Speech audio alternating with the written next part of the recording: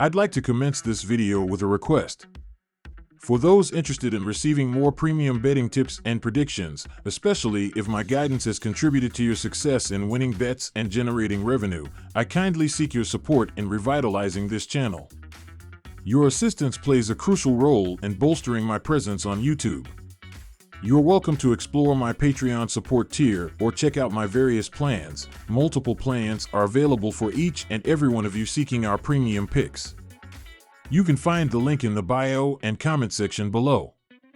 Thank you for considering and supporting me. Cardinals vs. Phillies. My team pick is Phillies minus 1.5 runs. Taking the Philadelphia Phillies at minus 185 is a compelling bet for several reasons. The Phillies possess the best offense in Major League Baseball, leading in runs scored and RBIs, ranking 4th in hits and 6th in home runs. This offensive firepower is crucial as it increases their chances of outscoring opponents significantly, making a Phillies win more likely. Aaron Nola is a dependable ace for the Phillies, his stellar record of 6-2 along with a 3.04 ERA and striking out 65 batter this season. With Nola on the mound, the Phillies have a solid chance to suppress the Cardinals' scoring opportunities.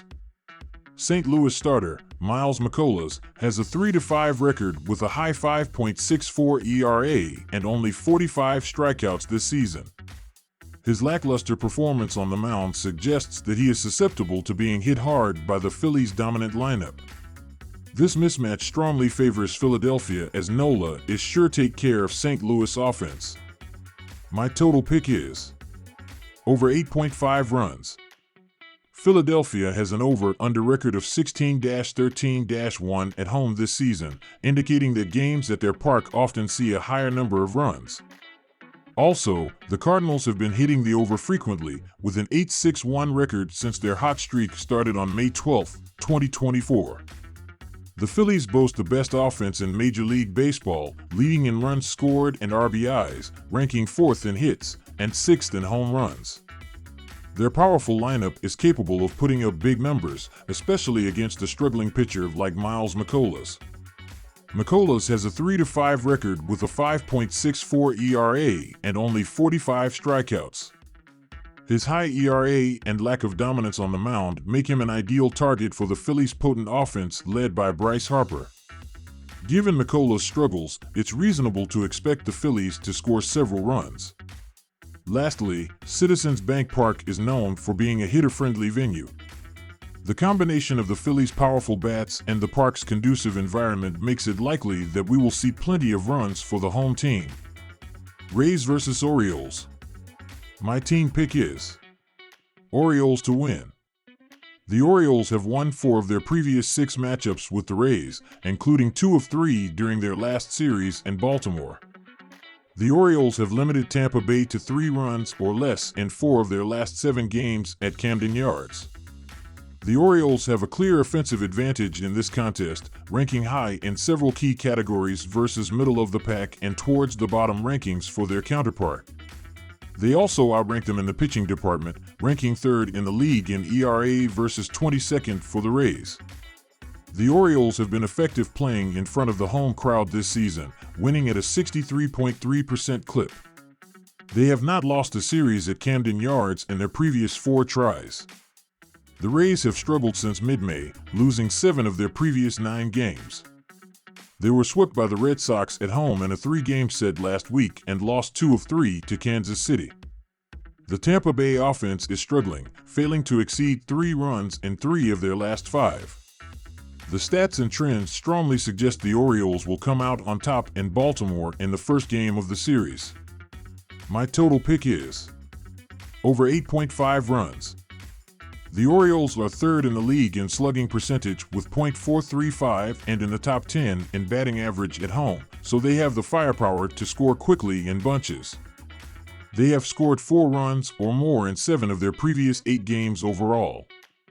Baltimore has pushed or gone over the run total in 7 of their previous 8 games overall and 6 straight at home. The Tampa Bay pitching staff has struggled, ranking low in multiple categories, including 22nd in ERA. They have produced an ERA over 4 in their previous 10 road games, and they have allowed 4 runs or more to their opponents in 7 of the previous 10 contests overall. Their offense has scored 4 runs or more in 4 of their last 5 games. The previous 2 games at Camden Yards between these two squads went over the run total, with 17 base runners crossing home. Most signs point to a higher scoring affair in Baltimore on Friday. Nationals versus Guardians. My team pick is Cleveland minus 1.5 runs. In their 3 meetings last season, the Indians went 2-1. In that series, 2 games were won by a run and the other by just 2. The B hasn't been strong at home this season, but was good in his last outing at Progressive, allowing just a run, 4 hits, and a walk while striking out 8 over 7 innings. The club has won the last 4 times that he started for them by an average of 3 runs per game. The road has been unkind to Corbin this season, with the lefty going 1-2 with a 6.68 ERA and 6 starts away from home. 6 of the Guardians' last 9 wins were by at least 2 runs. Take Cleveland with the run line. My total pick is over 8 runs. When they met last season, the over went 2-1 as they combined to average 10 runs per game, with no game featuring less than 7 runs. This season, the over has hit in 52 games between the teams. The Guardians' offense is one of the best going, sitting second in the game in terms of average runs each time they play. Washington is in the bottom third in terms of average runs per game, but is still putting up over 4 each night. The Nats put up at least 5 runs in 4 of their 6 games prior to Thursday. The Guardians scored at least 5 runs in 6 of 9 games prior to the start of this series. Take the over. Pirates versus Jays. My team pick is Blue Jays minus 1.5 runs. I'm not very high on either of these teams this year, especially after we've been able to observe the entire league for around 55 games. However, the Blue Jays have regained some confidence after sweeping the lowly White Sox, so I think this is a good spot to play them on the run line as they return home. Let's ride with the Jays. My total pick is over 8.5 run. While we're talking offense, it's worth noting that both offensive units have been heating up over the last 15 days. Over the 15-day time frame, Toronto is ranked 7th in both team batting average, .259, and OPS, .768. Pittsburgh, typically a bottom-tier offense, has climbed to 14th in team batting average, .248, and 15th in OPS, .699. The big reason that I love the over is because both of these bullpens have been pathetic this season. Toronto's 28th in bullpen ERA, 4.77, and 23rd in WHIP, 1.36, while Pittsburgh is 27th, 4.68, and 27th, 1.40, respectively. Toronto's bullpen has allowed 32 home runs this year, which is the second most in the MLB. There should be plenty of opportunities for late-game scoring in this one, so I'll play the over. Diamondbacks versus Mets. My team pick is Mets to win. Severino has allowed 2 or fewer earned runs in 5 straight home games. He has not allowed more than 3 earned runs in any of his 6 home starts this season. With a significant pitching edge, the Mets will win this contest at home. Take the Mets on the money line. My total pick is under 7.5 runs. With Severino pitching very well at home, Arizona will struggle to score runs on him. This will be a lower scoring game and the under will hit. Take the under, 7.5 runs. Tigers versus Red Sox. My team pick is Red Sox minus 1.5 runs. If it was anyone other than Houck on the mound for Boston, I probably would have gone with Detroit to win again at this rate. However, it seems unwise to bet against Houck right now, especially with Maeda's consistency problems this year. Boston has been rather poor at home this year, but they need to string some wins together to keep up with the Yankees and Orioles in their division. The bullpens are pretty even, and Boston has taken 8 of the last 10 from Detroit.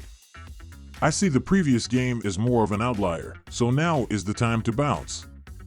I also believed in Boston's offense doing enough to cover the spread as well. Take Boston with the run line. My total pick is under 8 runs. 8 seems a bit high considering Houck is on the mound. While Maeda has struggled, he has proven he can produce a solid outing on a given day. The bullpens are both ranked top 15 in the league, and these two squads have gone 2-7-1 in their last 10 on the over. Boston has also gone 6-3-1 on the under in their last 10 overall. The Red Sox also need to work on their offense, as they have scored more than 3 runs only once in their last 7 games. Rangers versus Marlins. My team pick is Texas moneyline. Even with the decline in batting average this month, the Rangers have been able to drive runners home, and they'll face a pitcher in Sanchez that has issued more walks than strikeouts during the course of May. Miami continues to struggle at the plate, and even with the climb in May batting average, they continue to be inconsistent during night games. The Rangers' bullpen sits top 10 in hits allowed, and they should continue to fluster Miami here. My team pick is under 8.5 runs. As noted, Miami has struggled at the plate this season, and their bottom 2 ranking in home runs and extra base hits will continue to make it difficult for the offense to find a rhythm. Texas has struggled at the plate of late in their own right, and night games have featured them posting one of their weaker batting splits. With the Marlins bullpen doing well to limit home runs and the Rangers limiting hits, look for both offenses to struggle out of the gate.